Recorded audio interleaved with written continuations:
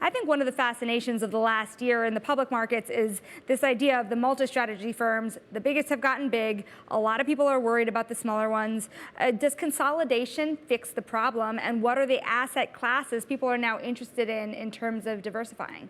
So consolidation really is one of the big themes that everyone's talking about for this year, especially when it comes to multi-strategy funds. And to the fact that, their size has grown, their assets have swelled, and they are looking to deploy all this capital, they're going to need more teams.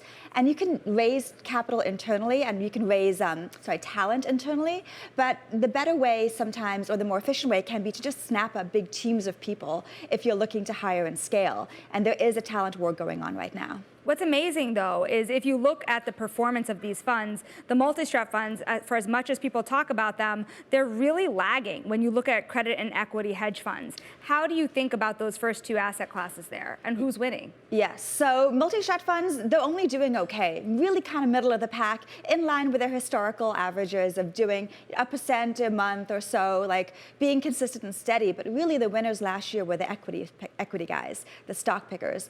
Double-digit gains, but also temper that with the fact that they had a very difficult 2022.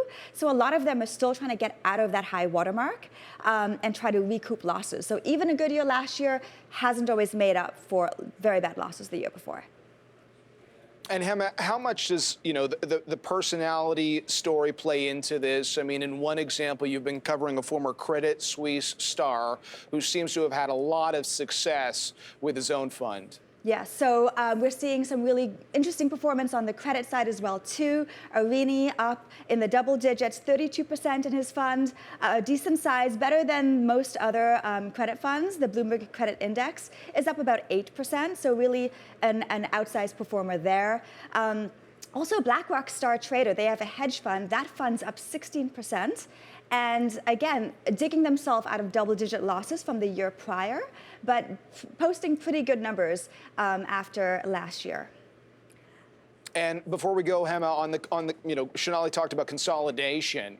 If there are other players that are looking at some of these returns and they are interested in doing deals, what should we be watching for? Yeah, so if there is more consolidation, you're going to see it more among the smaller funds that are most likely to get picked up. It could be strategy specific if there's an expertise there. It could be funds that are maybe underperforming if they're looking to grab up talent in a cheap way. Could be funds that are outperforming if they are known for doing a really good job.